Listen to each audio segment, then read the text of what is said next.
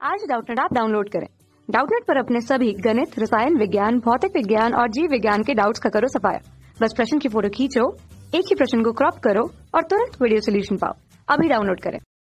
प्रश्न है, एक्स अक्ष के अनुदिश गतिमान एक कण का वेग समय ग्राफ प्रदर्शित है।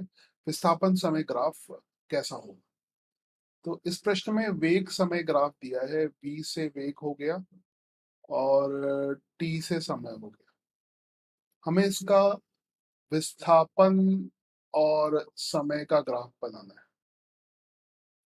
इसमें दो बातें आपको ध्यान रखनी है। पहली बात, दो नियम है। पहला, v बराबर dx अपॉन dt होता है और dx अपॉन dt का मतलब होता है xt ग्राफ का ढलान।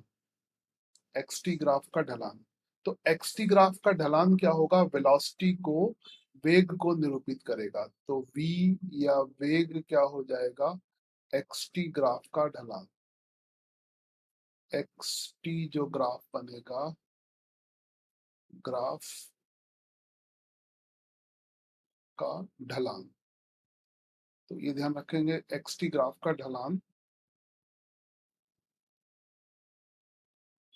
दूसरी बात जो ध्यान रखनी है, इसी का जो समाकलन रूप है, तो समाकलन रूप जब इस सूत्र का करेंगे तो dx बराबर हो जाएगा v dt, और इसको जब दोनों तरफ समाकलित करेंगे तो यहां से तो विस्थापन आएगा और यहां से आएगा vt ग्राफ के नीचे का क्षेत्रफल।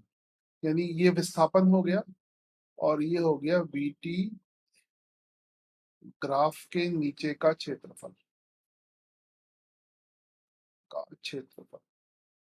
तो vt ग्राफ का जो क्षेत्रफल है वो विस्थापन को निरूपित करेगा। यदि दो बातें ये समझ लेते तो आप इसका ग्राफ आसानी से बना सकते हैं। अब जैसे यहां से देखिए, ए बिंदु यहाँ पर है, यहां से यहां तक जो वेग है वो धनात्मक है और वृद्धि हो रही है। तो वेग की वृद्धि हो रही है और ये क्षेत्रफल भी धनात्मक है। तो ये क्षेत्रफल धनात्मक है, इसका मतलब ये हुआ कि जो विस्थापन है उसके मान में भी वृद्धि हो रही है।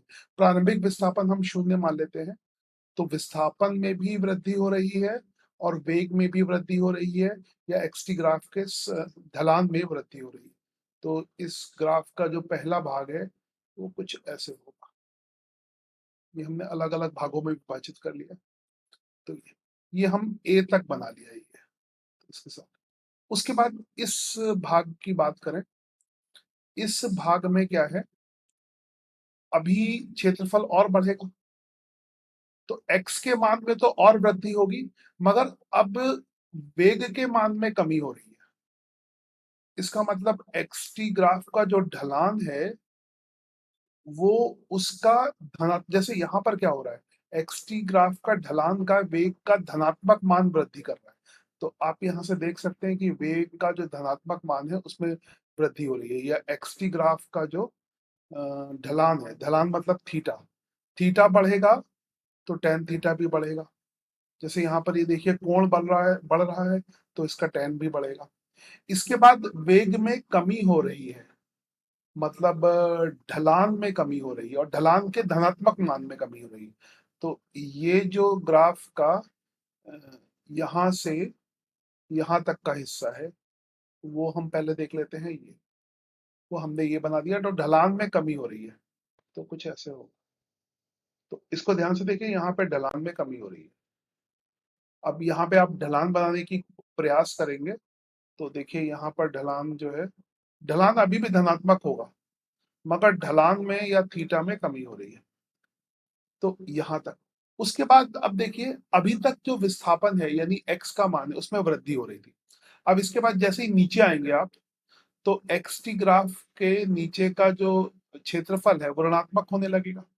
इसका मतलब क्या होगा, x के मान में अब कमी आना शुरू होगी, x के मान में कमी आना शुरू होगी और जो वेग है अब वो ऋणात्मक दिशा में हो जाएगा।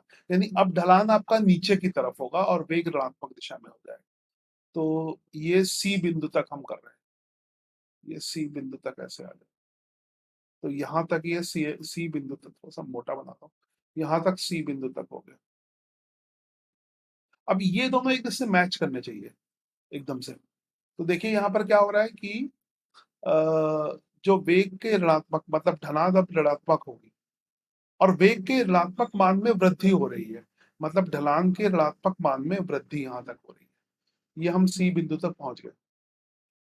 अब इसके बाद देखिए क्या हो रहा है, इसके बाद क्या हो रहा है, इसके बाद अभी भी जो इसका जो क्षेत्रफल है उसके कह सकते हैं आप ऋणात्मक मान में वृद्धि हो रही है क्षेत्रफल में।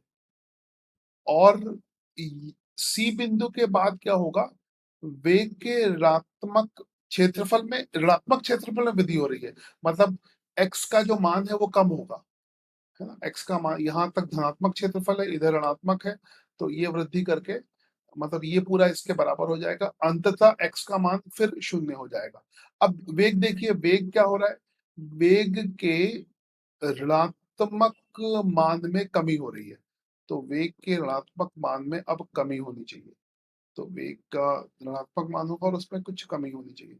तो इसके बाद ये ग्राफ ऐसे होना चाहिए, वेग के ऋणात्मक मान में कमी हो रही है, तो मतलब ढलान का जो ऋणात्मक मान है उसमें कमी होनी चाहिए। यहाँ पे ऋणात्मक ढलान है और इसमें अब देखिए यहाँ तक, यहाँ जब आ रहे हैं तो कमी हो रही है। तो ये बन गया इसका एक्सटी ग्राफ। तो ये ग्राफ ये पूरा विश्लेषणात्मक प्रश्न है और ये पूरा इससे मिलना चाहिए। कक्षा 6वीं से 12वीं से लेकर नीट, IIT, JEE वो एडवांस के लेवल तक 1 करोड़ से ज्यादा छात्रों का भरोसा। आज ही डाउनलोड करें डाउटनेट ऐप या व्हाट्सएप करें अपने सारे डाउट्स 8400 400 400 पर।